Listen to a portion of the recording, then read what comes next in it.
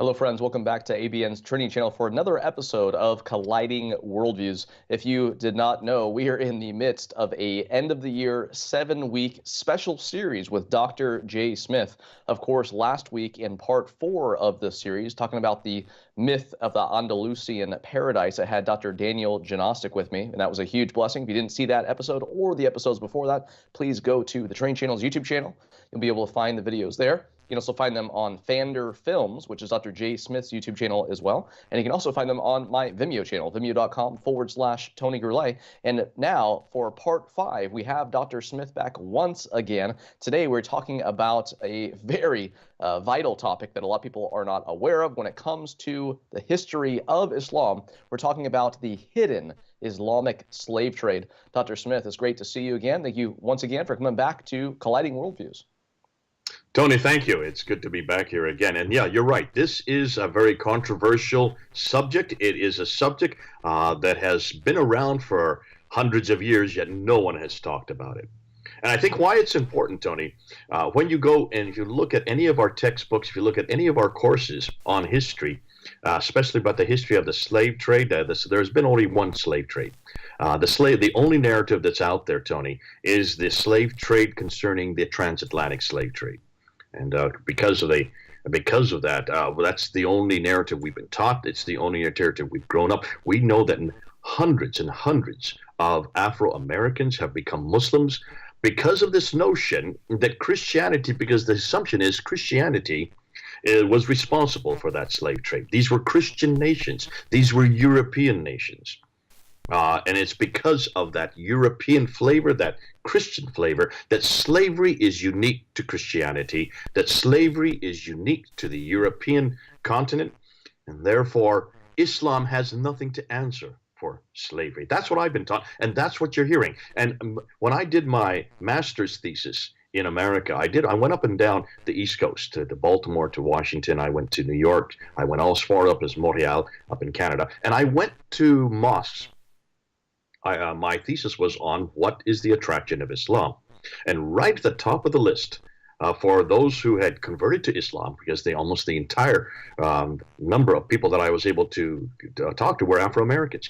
This came up over and over again. One of the reasons why they accepted Islam and rejected Christianity was because they believed, and they had always been told, and they assumed that this was correct, that slavery was a Christian problem. Slavery was endemic to in the Bible. Slavery has only been imposed on Africans by Christians, and that Islam was the answer. Islam was their religion. It was a black man's religion. It was a religion that has no racism. It was a religion that had no slavery. There is no slavery history in Islam.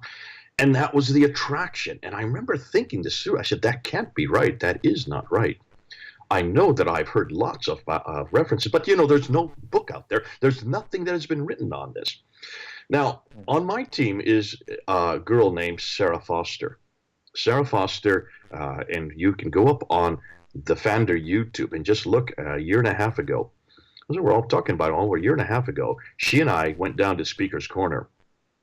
Sarah Foster is a descendant of slaves. Her slave history comes from Jamaica. She's a Jamaican. Her mother is a historian on slavery. She has been brought up her whole life hearing this narrative about the slave trade and about her past, and her whole identity has been wrapped up in this idea that she is a product of that European slave trade, that transatlantic slave trade. So she'd always assumed, therefore, that there was only one story, there was only one narrative, until she came across a number of books.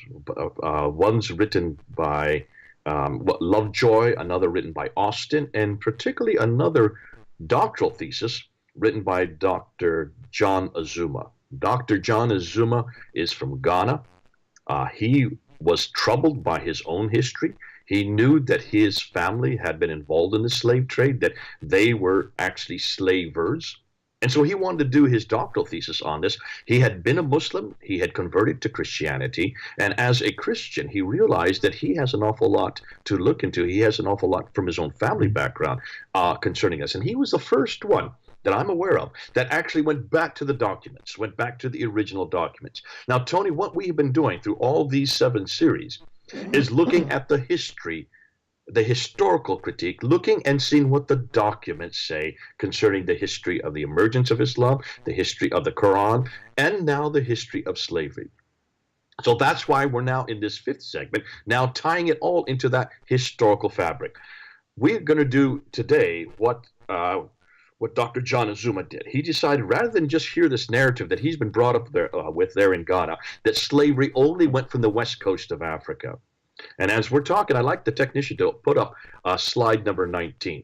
Look at the map that is there. And I want you, Tony, to look at this map and tell me what you see when you look at this map. When you look at that map, that's the map that we're shown all the time. Have you noticed? Take a look at that map and what do you see? Just off the top of your head, what are some of the first things you come up with?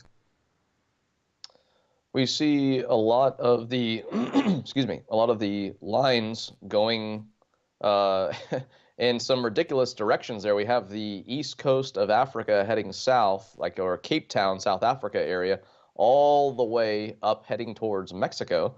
And we just have some interesting lineage here, or the way these lines are pointed for the most part.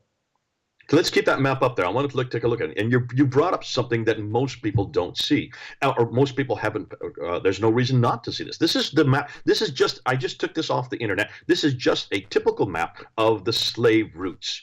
And you notice almost all the slave routes are coming off of West Africa, the green lines. In fact, even on the east coast of Africa, as you notice, and this is something that most people don't pick up, you noticed it right away.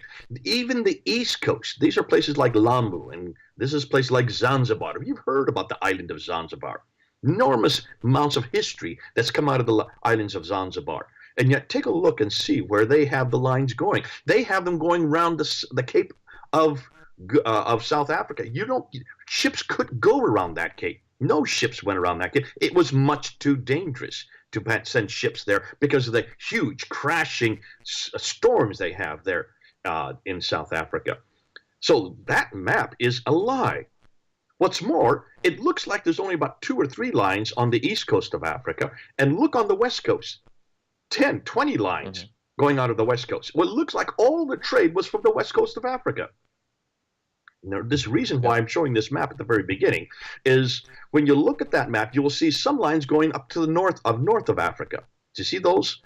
They look brown in what I'm looking at.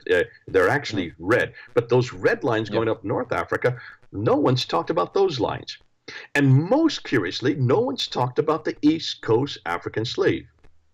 Now, this is what we're going to do today. We're going to show what the statistics are, and we're going to show that these have been the lie that we're getting all the time. I want the technician to put up the next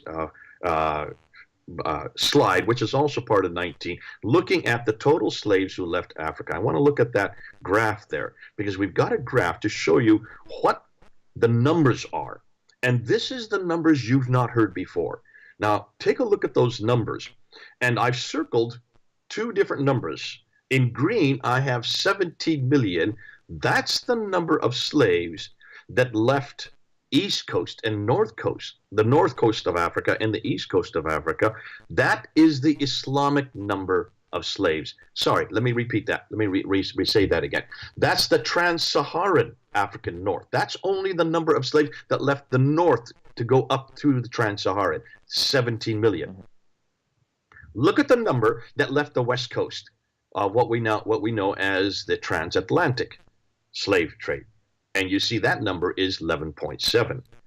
So we do know the number that left West Africa. We even know where they went to. We know that they went to, well, the Americas.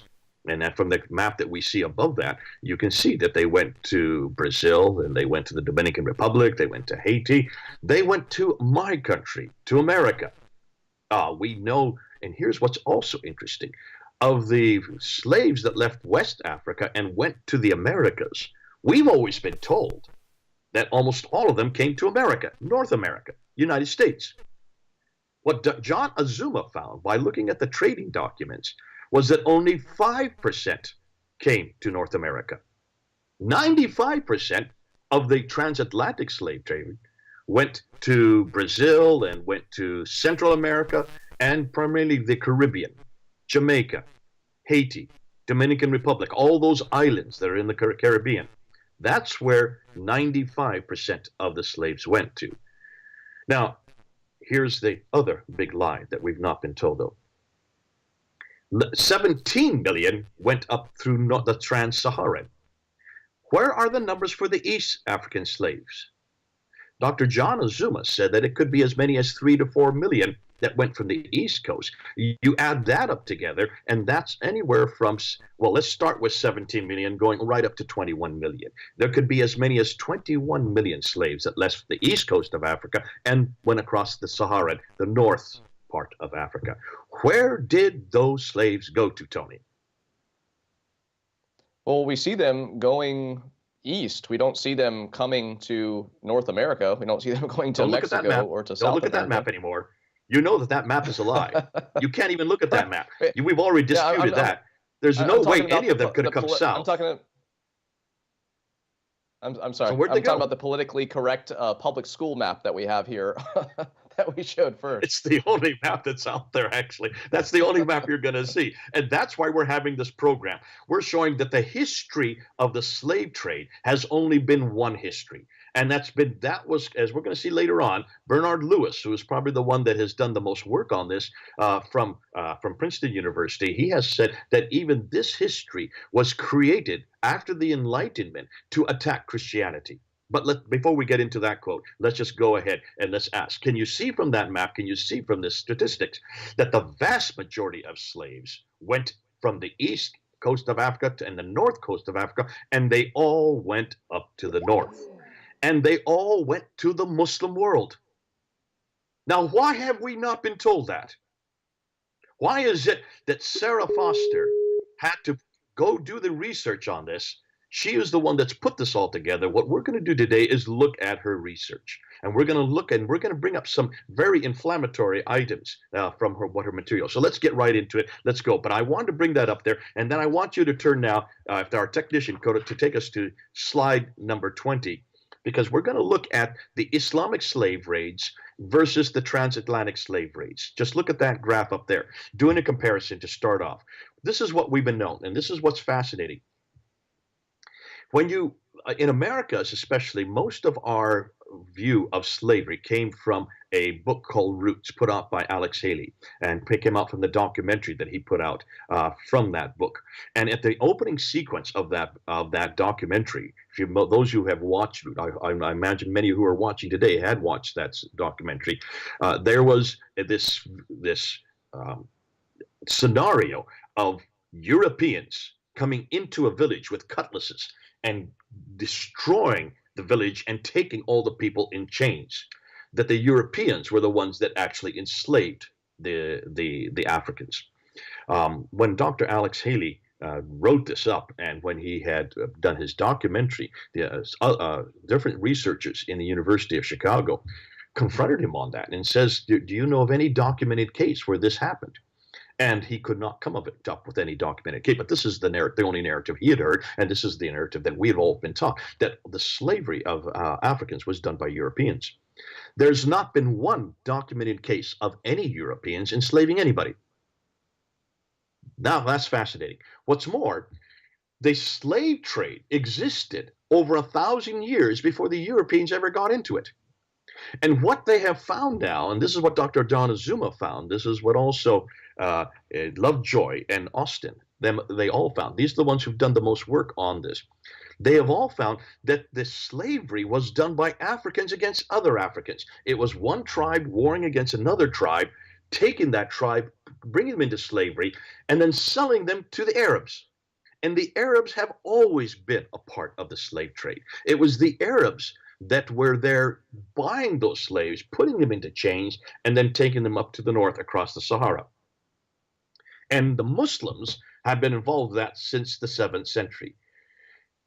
That slave trade then was then introduced to the Europeans by the Arabs in 1400s. So for 700 years, the Muslims engaged and controlled and dominated the slave trade. It was only in the 1400s, 700 years later, that the Europeans started engaging in the slave trade. So for 700 years, this has been uniquely a Muslim slave trade. We've not been told that. What was interesting is the Europeans could not even go on the mainland because there were so many diseases on the mainland of Africa, and they didn't have resistance to these diseases. The Arabs were from that area. They lived there for centuries. They've been going up and down trading with the Africans. So they would bring the slaves out to islands on the coast. That's why when you go to Senegal, I lived in Senegal for 5 years. When you go to Senegal, just off the coast of Senegal is an island called Gorée. That was a slave island. That's where all the slaves from the west coast would come up, from the west coast of Senegal, would come up, and they would take them out by ship out to the islands, and the Europeans would come down to that island and buy the slaves at that island, but not on the mainland. So that's why there's no documented cases of any Europeans getting involved in any slavery. They never enslaved anybody. They bought the slaves from the Muslims, and always from the Muslims. We've known this, really, but no one's bothered to talk about it. Now, they were involved in that slave trade. Now, let's just look at that graph there. When you look at the Islamic slave trade rates and you compare it with the transatlantic slave trade, we know anywhere from 17 to 20 million slaves left the east coast and the north coast of Africa to go to the Islamic world, to go to the Muslim world. On the other side, the transatlantic slave trade was anywhere from 11 to 12 million, so much smaller and a much shorter time period. The Islamic slave trade still exists today. And we know that it still exists today. In fact, Tony, you've got some pictures that you'd like to show us that this slavery still exists today, does it not? We were talking about it last night. Go ahead and express what you now know about the slave trade that's continuing even today. Well, the thing is that a lot of people, they hear about sex trafficking. And of course, that is a very unfortunate activity that is still taking place.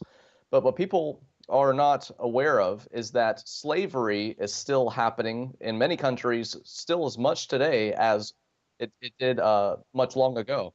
And actually, I have some pictures here that we want to show.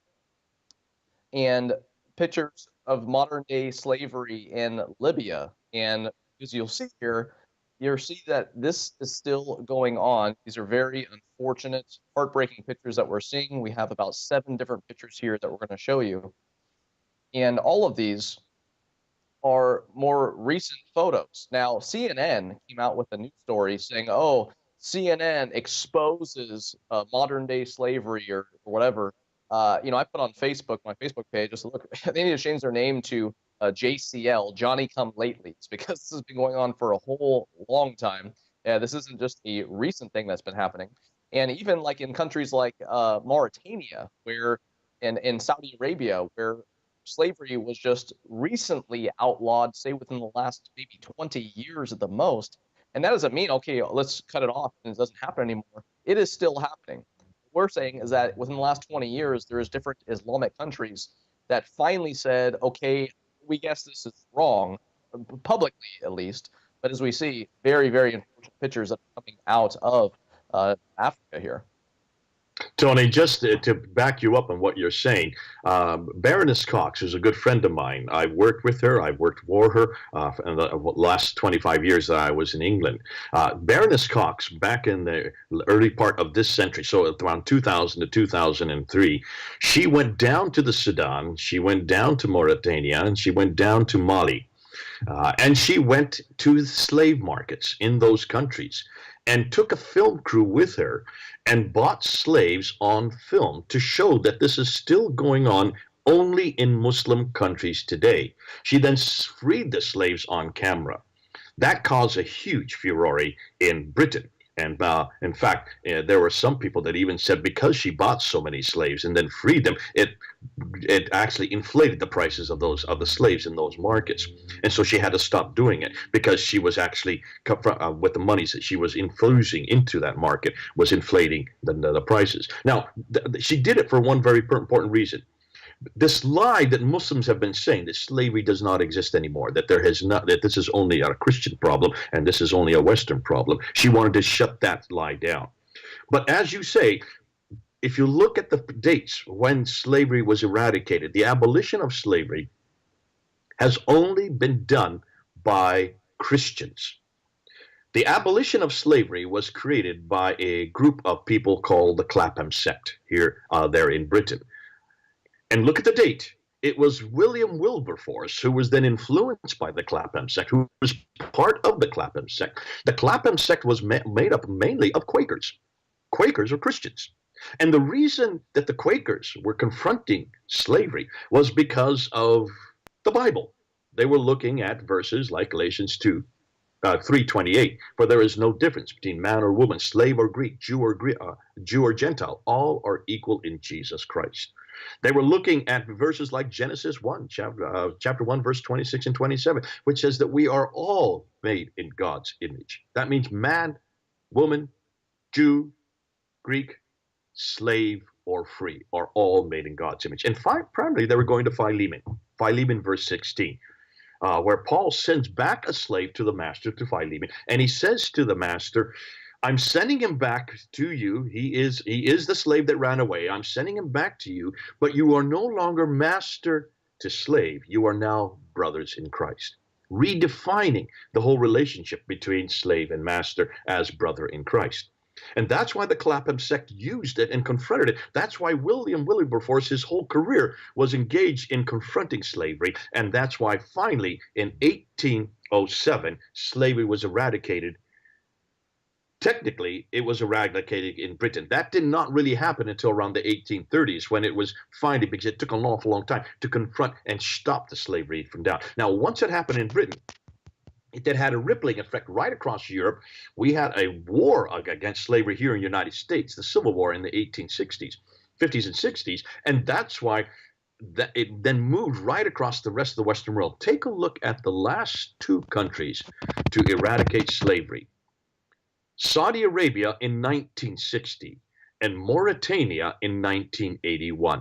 So the last countries to actually abolish slavery were Muslim countries. What's fascinating, the only reason they abolished slavery was because the United Nations forced them to. They did not do it out of their own volition.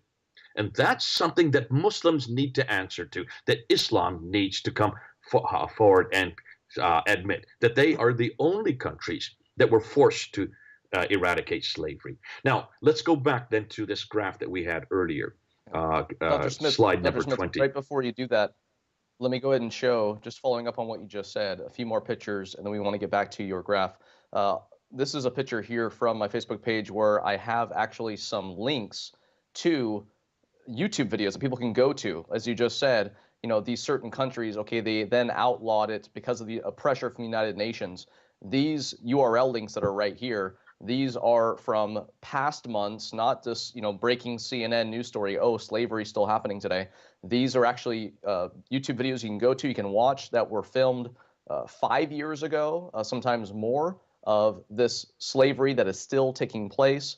And people can see all this here. Of course, too, the other pictures that we can show you here real quick, these are actually pictures of books that you can get that talk about the Islamic slave trade. And actually one of them is one that, Dr. Smith, that you reference in this PDF that we're going through right now, a book by Bernard Lewis. But here are just some quick photos of some books that you might want to get more information about this Islamic slave trade that, again, is not found in the politically correct public school system or anything like that. Get these books. You're going to get a lot more information that we can actually go through on this episode of Colliding Worldviews. Dr. Smith. Okay, let's go back then to slide number 20, and let's do a comparison, because this is where this is where it gets very controversial, and this is where, when we have introduced this in the past, Muslims have got very angry with us. Rightly so. If I were a Muslim, I would get angry too, because when you do a comparison of the two slave trades, listen, we have absolutely Europeans and Christians have admitted that slavery did exist in the transatlantic slave trade. It existed from 1400 to 1800. What we have not looked at is the slavery that took place from the 7th century and still exists even today. For 1400 years, Islam has been involved in the slave trade. Why haven't we been told that? And why has this not been put into our history books? And why is this not being taught in our schools? And especially, why is this not taught to the Afro-American community and the Afro-Caribbean community? That they need to hear the real historical record. Now, when you look at that graph there, what was fascinating, when you look at the Islamic slave raids, They were interested in mostly women. Two out of every three slaves were women. On the other side, the transatlantic slave trade, two out of every three slaves were men. Why is this? Why was the Arabs only interested in women and the Europeans mostly interested in men? The reason is very simple. The Europeans needed the slaves for their, they needed it for their, what is it, where you have, I can't even think of the name off the top of my head, where you have plantations, for the huge plantations in Brazil And workers. and in Haiti. They need them for work. These plantations had an enormous amount of trees that had to be cut. They had to have cultivation. It was you needed thousands and thousands of people to work the land. That's why they needed the slaves. But in order to make sure that the slaves were healthy and also to make sure the slaves were content, they also had to make sure that the families came with them.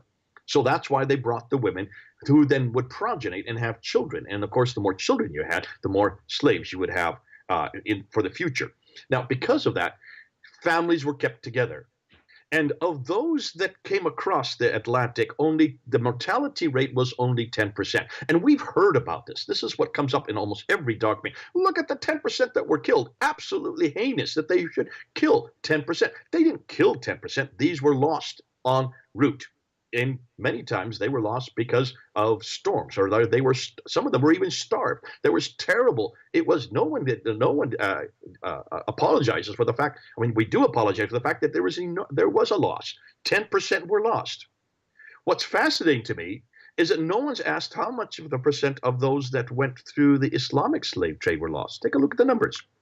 80 to 90% of slaves that went up in the Islamic slave trade, according to what Dr. John Azuma found, were lost. Let me give you an example.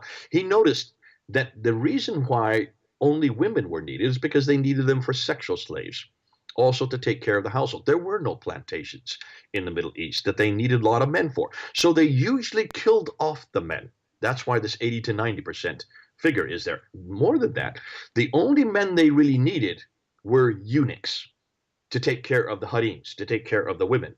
Now, in order for them to make sure that they didn't have any problem with them, they castrated them. And what John Azuma found is that 95% of those who were castrated died from their wounds en route. Why haven't we been told this? That's heinous when you stop and think what Islam has done, the history and the testimony of what Islam is concerning humanity. Continue back, you can see the purpose for the Islamic slave trade was mainly sexual. The purpose for transatlantic slave was mainly agricultural. Now, here's where and now we're coming to the material that most Muslims get me upset with. When you look around the world today and you look and see the progeny, the descendants of the slaves in the transatlantic slave trade, they still exist today. They're all over the Caribbean, they're all over South America. Brazil has an enormous population of descendants that come from slaves. This country of Haiti is mostly made up of descendants of slaves, Jamaica as well. You come to our country here in the United States, over 30 million descendants. Our last president, his wife, Michelle Obama, is a descendant of slaves. We know where the progeny of these slaves are. We know where they are all over our countries. They dominate our commerce. They're in our television industry. They're in our film industry. They're certainly in our music industry. So we know the descendants live. And though they may not live as well as they would like, and there are still some problems with discrimination and racism, at least we bring it out into the public and we talk about it and we try to wrestle with it. Let's ask the same question of Islam. Where are the descendants of those 17 to 21 million slaves? Now, if they did survive, if they had remained intact, there should be anywhere from 120 to 140 million of them today. Where is that 140 million slaves today? Where are these huge populations of slaves today? Descendants of slaves, sorry, today. Where are they? The fact that we can't find them proves that they were not interested in keeping families of slaves intact. They were seen as nothing more than maidservants and as for sexual exploitation. But their progeny were not permitted to survive.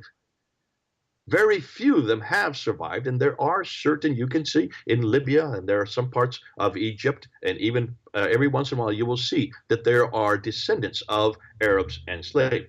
But the vast majority were killed off. Now, this is the lie that we're not hearing in our history books. And this is why, and I can understand why Muslims get really upset when we talk about this, because it shows that there's a real problem endemic with Islam concerning sexuality, concerning the need for women, but not progeniting those women if they're of the wrong color. Now, when you go down to the next graph, you will see Islamic slave rates. The next graph, graph number or slide number 20.1.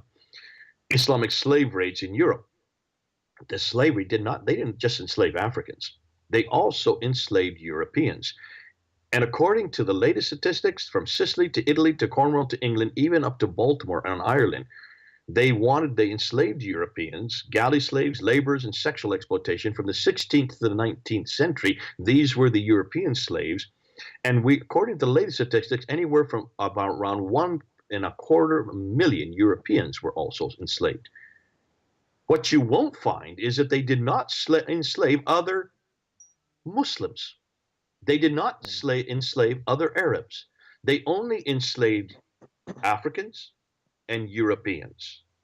And it was America that actually shut down that slave trade in Europe. It was the Marines, and that's why we have it in our Marine Corps hymn, from the halls of Montezuma to the shores of Tripoli, is referring to the eradication of slavery by America. It was United States that actually shut down that slavery in the Mediterranean to shut down the white slavery, enslavement. Now, as far as American slavery, we only know of 130 that were captured. So it didn't really touch the American slavery, yet we were the ones that had to shut it down. What I want to do now is I want to go back to something that's even more contentious. And I want to go back to talk about Dr. Smith. This. Yeah, go ahead. Yeah, before we do that, we do need to take a short break. I know people are really surprised, and I'm sure a lot of people are amazed at this information that we are presenting in this show. But we do have to take a short break. We'll be back in just a couple of minutes with more Colliding Worldviews and talking more about the hidden Islamic slave trade. One more reason why you need to make sure that you share this video with everyone out there so they can get educated about this practice, which is still happening today. ABN Set TV Ministries is now a part of Amazon Smile. This means that any purchase you make on their website, Amazon will donate 2% of your total purchase to ABN with no additional cost to yourself. All you have to do is sign up at smile.amazon.com, and after you signed in to your regular Amazon account, just search for our ministry by typing Aramaic Broadcasting Network. Then click Select next to our name, and you're all set to support us. Set up your Amazon Smile account today by selecting Aramaic Broadcasting Network as the group you want to donate to. Be a part of Amazon Smile and help ABN Set TV Ministries grow by having Amazon donate to us whenever you make a purchase on their website.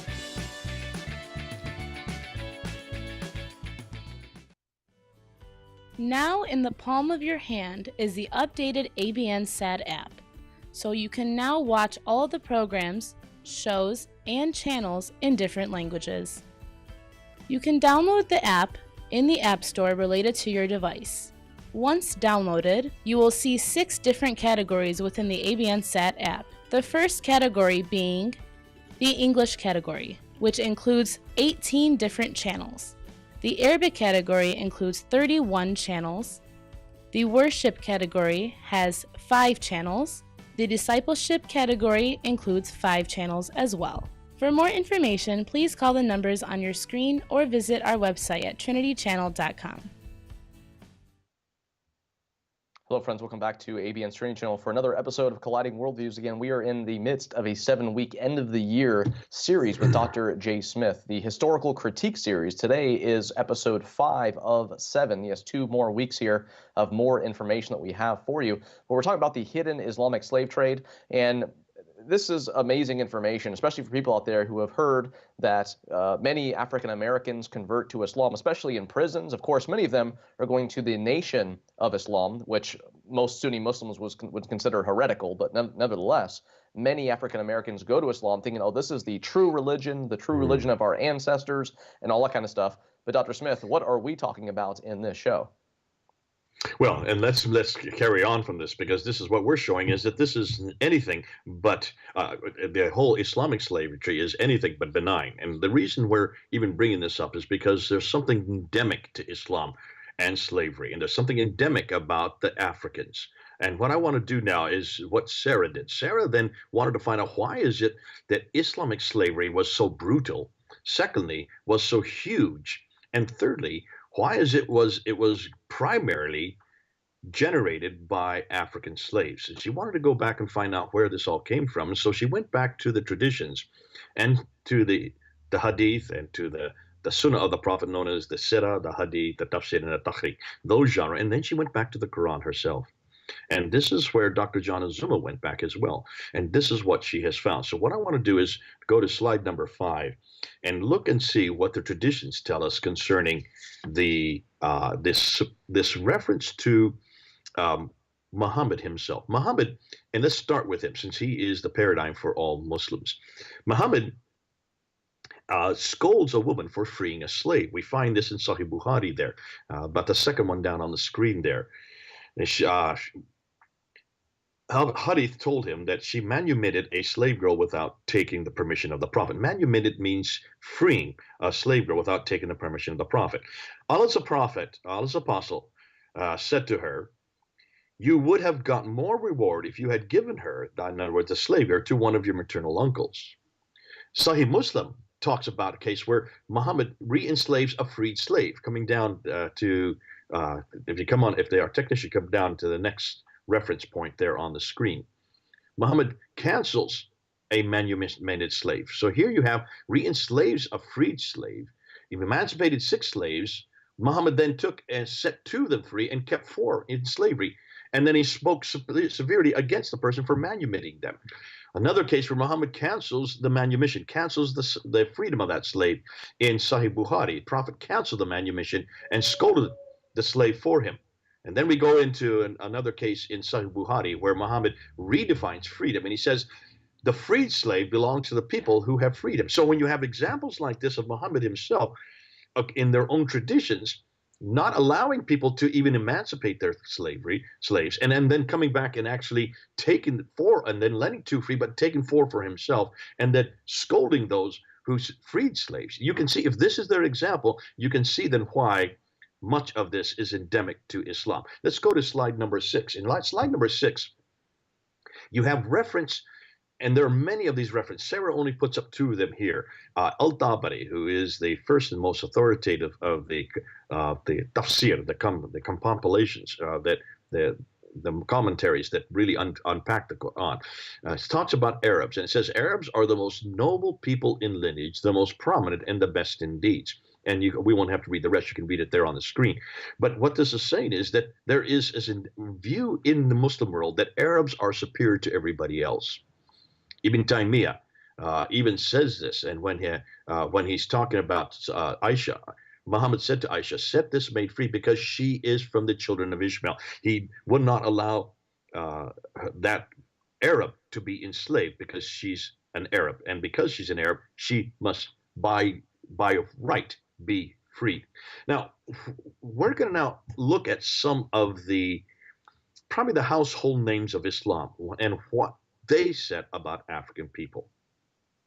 When I came across this material, when Sarah introduced it to me about 2 years ago, and when I read it, it bothered me enormously. And it will bother some of you who are going to hear this, especially Muslims. And I'd like our technician to put up slide number 7, looking at reference after reference after reference of the household names of Islam. These are men of God. These are people that any Muslim who's watching this show will recognize. And you look at the graph up there. This is Al-Jahiz, Al-Qutayba, Al-Tabari, Al-Muqaddasi, Ibn Sina, Nasr al-Din al-Tusi, Ibn Taymiyyah, Ibn Khaldun. You know these names. These are names I've had to study for the last 35 years. These are the names that everybody talks about. These, if the equivalent in Christianity would be the Calvins, these are the Martin Luthers, these are the Augustines of Christianity. These are the great men of God. They should know more than any other because they had the scriptures at their disposal. They are the ones that interpret scriptures for Muslims today.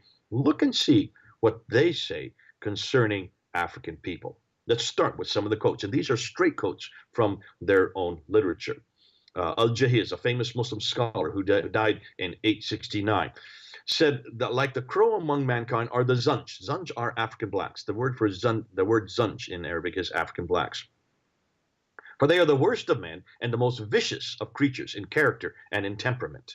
We know that the Zunj are the least intelligent and the least discerning of mankind, and the least capable of understanding the consequences of actions. He goes on and says, the Shu'abiya, which is the group of Africans that he's referring to, maintain that eloquence is prized by all people at all times, even the Zunj, despite their dimness and boundless stupidity. Their obtuseness, their crude perceptions, and their evil dispositions make long speeches, really ridiculing the Zunj among them. Ibn Qutayba. Ibn Qutayba lived in the 9th century again. He died in the late 9th century. He said, black people are ugly and misshapen because they live in a hot country. Hopeless, terrible things that you say, that you hear about them. Let's continue on down to Al-Muqaddasi, who died in 1000 AD. Muqaddasi said, of the neighbors of the Buja, the Magdisi had heard that there is a no marriage among them, and the child does not know his father, and they eat people, but God knows best. As for the Zunj, they are people of black color, flat noses, kinky hair, and little understanding or intelligence. Now, how many of you have heard these kind of quotes before? I had never heard about this before. We were not taught this. This was never brought up in any of our books when I grew up and went to school. This was unheard of, and yet Sarah and Dr. John Azuma have been coming across these quotes. Ibn Sina, we've all know, he's a household name, says that blacks are people who are by their very nature slaves. In other words, they are meant to be slaves. Nasr al-Din al-Tusi, a Shiite Muslim scholar and Grand Ayatollah, died in 1274, says of all types of men are taken from the first in one place after another, like the Negro from Zanzibar on the East Coast. In the southernmost countries, the Negro does not differ from an animal in anything except the fact that his hands have been lifted from the earth. In no other peculiarity or property except for what God wished. Many have seen that the ape is more capable of being trained than the Negro and more intelligent. I mean, it's even hard for me to read this stuff. To me, it's filthy. You can see why this is not brought into our school books. But why is it we've not been told that men like Al-Tusi, one of the most celebrated Shiite Muslim scholars, Grand Ayatollah in 1274, would say things like this about Africans? Ibn Khaldun, another household name, an Islamist jurist, lawyer, scholar, theologian, and Hafiz, died in 1406, said, therefore, the Negro nation are, as a rule, submissive to slavery because Negroes have little that is essentially human and have attributes that are quite similar to those of dumb animals, as we have stated. Beyond known peoples of Black West Africa to the south, there is no civilization in the proper sense. There are only humans who are closer to dumb animals than to rational beings. They live in thickets and caves and eat herbs and unprepared grain. They frequently eat each other. They cannot be considered human beings. I mean, to me, it just reels as I'm reading this. To me, it's hard. I don't even like to have to even go into this. And that's why it's sad that these have yet to be apologized for. No one's really read them before. We're the first to bring it out into the open. Let's go on, Tony, and let's look at colorism, because this is something that Sarah has been focusing in on. And she brought up into the open this idea of the black color. Now, when you start with the black color, I'm going to jump to the next slide, to slide number 9, because when you get into colorism, no, let's look at that slide that you have up there. Thanks for putting it up. The Arabs are sometimes described themselves as black in contrast to Persians, who are red, but at other times as red and white in contrast to Africans, who are black.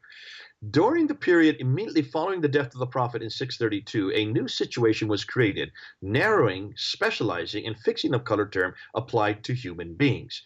A very clear connotation of inferiority was attached to the darker and more specific to black skins. So this is coming from Bernard Lewis. Bernard Lewis is saying, a very well-known scholar from Princeton University, said that this idea of blackness, this idea of coloration, was introduced with Islam. It was Muslims who started making this distinction, the black versus other colors. Now, going down to the Quran, and I like to bring up the Quran at this time because you have two verses in the Quran that really suggest this. One is the Surah Ayah 3, chapter 3, Ayah 106. If we could bring up slide number 9 here. And here you can see these two verses that are well known. We brought them up at Speaker's Corner. Muslims have tried to attack them. The first verse, chapter 3, verse 106, or Surah 3, Ayah 106, on the day of resurrection, when some faces will become white and some faces will become black. As for those whose faces will become black, to them will be said, did you reject faith after accepting it? Then taste the torment in hell for rejecting faith. Now, I don't know how you can look at that verse any other way than looking and seeing that the assumption there is that the people that go to heaven have white faces, the people that go to hell have black faces. Making this distinction of good versus bad, good being white, bad being black. Chapter 39, verse 60, Surah 39, verse 60, and on the day of resurrection, you will see those who lied about Allah with their faces blackened. Is there not a hell in resident for the arrogant? So if you lie, your faces are turned or become black. So this idea of coloration is introduced in the Quran itself, suggesting that black is evil, white is good. And you can see then why then you get to the traditions. Now if you go to slide number 10, because there you get coloration that's coming out in the traditions. Bukhari talks about that you should listen to and obey your ruler, even if he is an Ethiopian slave whose head looks like a raisin. The suggestion there is not only heinous, it's downright, it's just downright wrong. Well, Sunan An-Nasi 4185. The prophet said, sell him to me, and he bought him for 2 black slaves. So this one person is equal to 2 black slaves. So you can see that this idea of black people being half an importance as someone who's not black is on the lips of the prophet himself. Ibn Majah goes on he says, do not marry women for their beauty, which may destroy them, or for their money, which may corrupt them for religion. A slit-nosed black slave woman if pious, is preferable, assuming that somehow that is the worst of the categories for women, being black-nosed, black-faced. Ibn Hazm in 1064 says, God has decreed that the most devout is the noblest, even if he is a negress bastard, and that the sinner and unbeliever is at the lowest level, even if he is a son of the prophet. So idea that even if he's a bastard, that's the worst thing you can think of, he's still, if he is pious, he's noble. Fascinating that they would use this kind of language.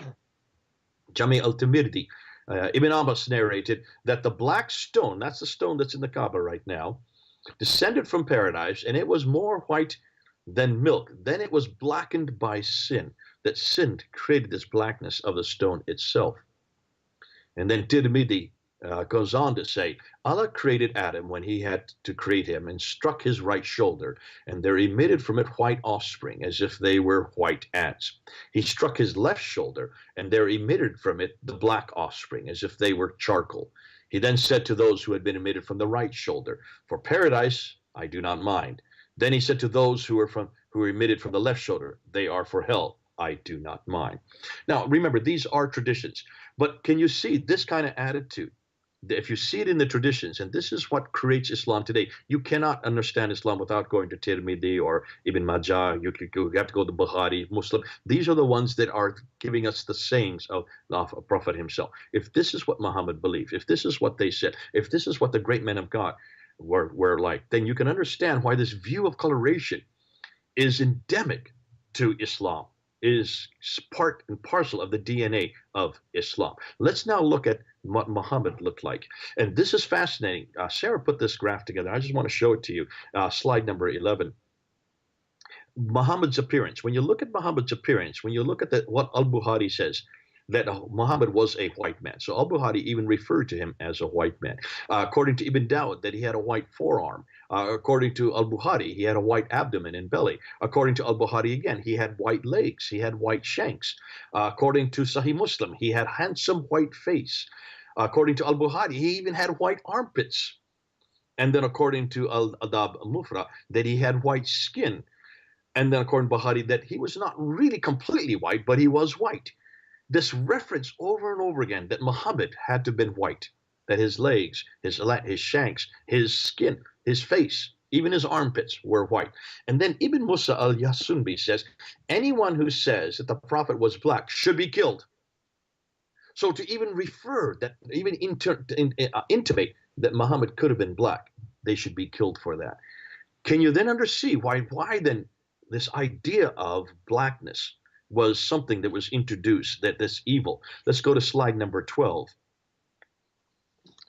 Ibn Dawud talks about the fact that black dogs must be killed because they are evil. Kill every pure black one. Going on to kill the jet black ones because they are more mischievous. Sahih Muslim refers to this thing that the black dog is like a devil. When we go back to Al-Bukhari, coming on down, volume number 9, book 87, if we could bring it down just a bit. Al-Bukhari, we're going much quicker here because you can read these on your own time. They're up there on your screen. Go back and you can see them. But according to Al-Bukhari, it says that black women cause epidemics. The Prophet said, I saw in a dream a black woman who with unkempt hair going out of the Medina and settling in Mahia. I interpreted that as a epidemic of Medina being transferred to Mahia, namely Al-Hujra. So even Muhammad thought that black women brought about epidemics, brought a sickness. And then finally, he says, according to Sunnah al-Nasai, that Jabir said, Abu Khafa was brought to the day of the conquest by Malika, and his hair and beard were white like a thagama. And the messenger of God, that means Muhammad, said, change this with something, but avoid black. Anything but black. So you can see these references all going back to the tradition. Now, Bernard Lewis, let's go to the next slide. Bernard Lewis brings this up.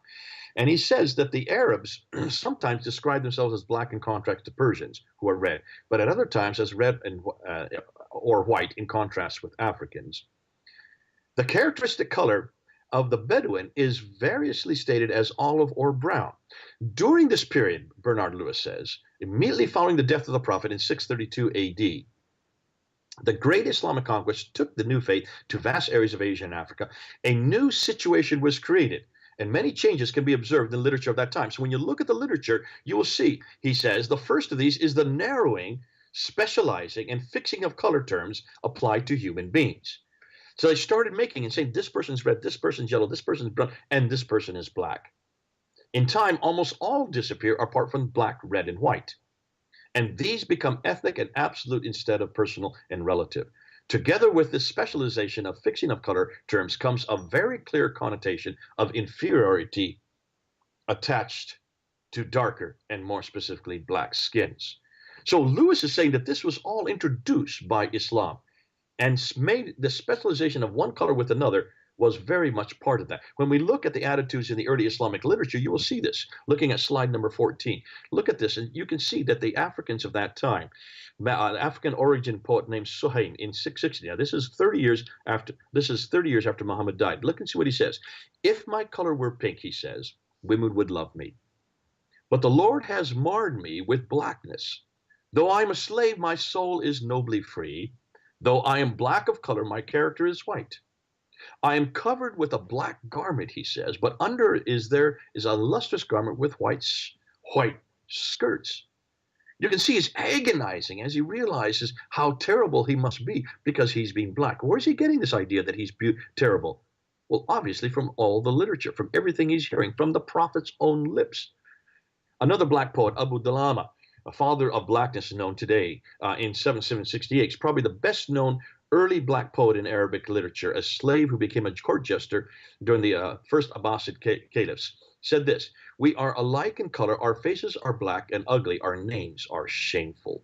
And Jahiz of Basra in 869, one of the greatest prose writers in classical Arabic literature and may be partly of African descent, in a special essay called The Boast of the Blacks Against Whites, he said this: it is part of your ignorance that in the time of heathendom, that means before Islam, that's the Jahiliyyah period, you regarded us blacks as good enough to marry your women. Yet when the justice of Islam came, you considered this wrong. So this all came about because of Islam. We were okay. We could even marry your women. Oh, I'm sorry, this direction, back there in the Jahiliyyah period. But once Islam came, then we could no longer marry your women.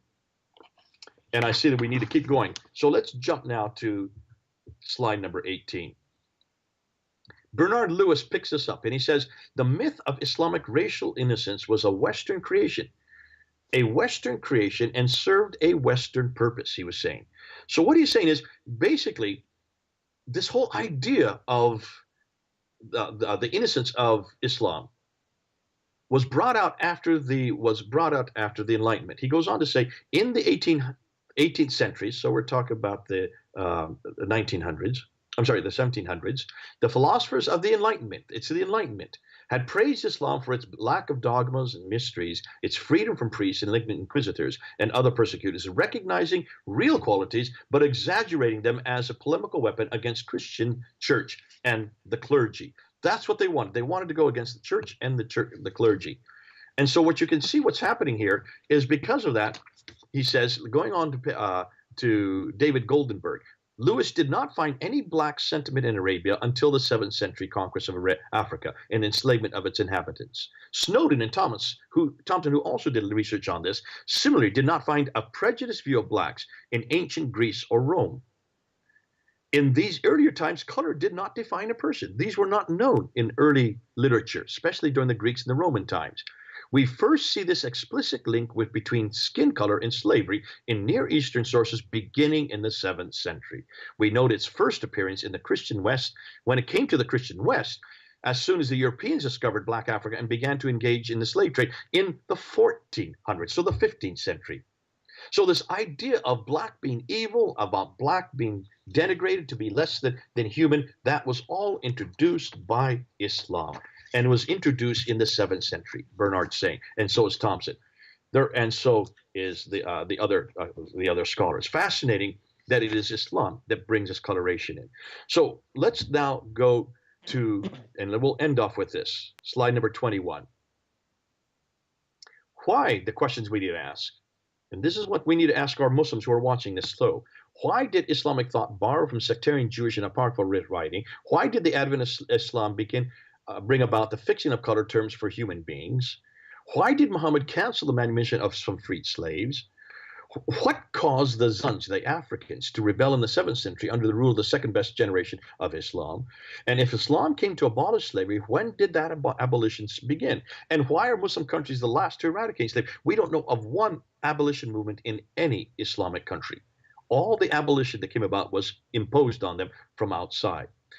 So therefore, would you follow this example of Muhammad and take slaves if the circumstances satisfied it? When we go to slide number 22, we'll do a comparison now, because when you look at the comparison between Christianity and Islam, you will see on slide 22 that Christianity, the narrative there is that we go from slavery to freedom. In Islam, the narrative there is that we go from slavery to slavery. You stay in slavery.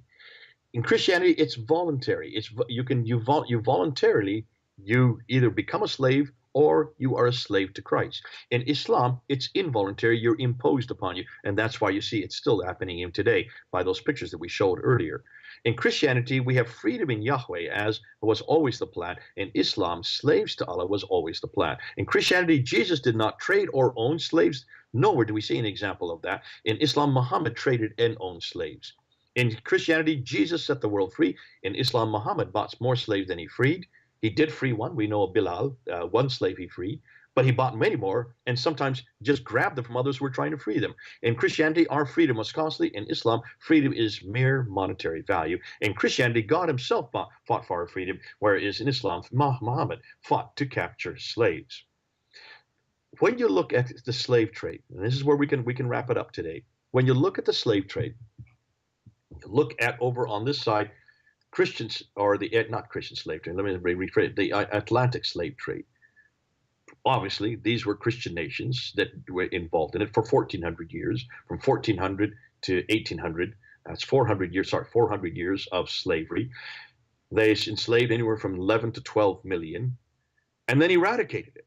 And the reason they eradicated over here was because of the Bible itself, because of verses like Genesis chapter 1, verse 26 and 27, Galatians chapter 3, verse 28, and the book of Philemon. When you look over in this side, slavery over here started in the 7th century and continued and still continues today for 1,400 years. 21 million slaves versus 12 million slaves. 80 to 90% of the slaves that were enslaved died either en route or before they even went. In this case, only 10% died. We don't see the progeny for the slavery over here. We don't see the progeny for the Islamic slaves. Where are their descendants? There should be 140 million of them. We do see the descendants for the Atlantic slave trade. They're all over the Middle East. I'm sorry, they're all over Central America, South America, the Caribbean, even North America. And so when you do a comparison, you will see that this is the big elephant that is in the room that no one wants to talk about. That's why we're bringing it up. It is difficult for Muslims to hear. The great thing about it is that Christianity eradicates slavery. Christianity is the only religion that has eradicated slavery. It is Christians who are at the forefront of the abolition movement. Men like William Gill Wilberforce and the Clapham sect. And it's because of the Bible that you also can be freed. And it's only because of the Bible that you have this abolition and this idea that we are not slaves to man, we are only slaves to Jesus Christ. Amen. Dr. Smith, it's been a blessing to have you back once again for a very important topic that people need to be aware of. We see that the life of Jesus Christ himself, we read in the Bible, we see that all people are made in the image of God. They have intrinsic value. If there were Christians throughout history who had slaves, that is in spite of biblical teachings, not because of it, is not the teachings of Christ. On the other hand, we see that Muhammad owned slaves. We see this whole thing about black and white and him being considered white compared to black people. A lot of problems there. And of course, we see a lot of history of slavery in Islam. And again, that is still continuing today. Huge, huge problem. And people need to be aware of this. We see Muslims who are leaving Islam because of the problems with the Quran, the problems with archaeology that destroys Islam, the traditional worldview at least. We see the problems with so many things we've already talked about in this series. We see many Christians out there sharing the gospel with Muslims, and therefore Muslims are leaving Islam because of that. Jesus is visiting Muslims in dreams. They're leaving Islam because of that. And how vital is it for Muslims to get this information? We know there'd be more Muslims leaving Islam because of this, because, hey, this is the root of your entire religion. We see the political Islamists who are trying to work with racial minorities, saying, hey, you know, Islam, we stick up for your minority rights. Well, Islam has only been focused on minority rights when it was the minority. But when it came to the majority, there were no minority rights. So people need to be informed about all this information. Dr. Smith, we're so thankful to have you here in the 7-week series. 2 more Mondays left of vital information. So please take this episode, share it with everyone, just like all the past episodes. Check those out if you haven't seen them yet. Again, Trinity Channel's YouTube channel, Fander Films YouTube channel, my Vimeo channel. You'll be able to find all of these videos and more. Thank you so much, Dr. Smith, for being with us once again. God bless you. Thank you, Tony. We will see you next Monday. And folks, we will see you next Monday as well. In the meantime, God bless you. Share these videos and go and reach Muslims with the gospel of the Lord Jesus Christ. God bless you and good night.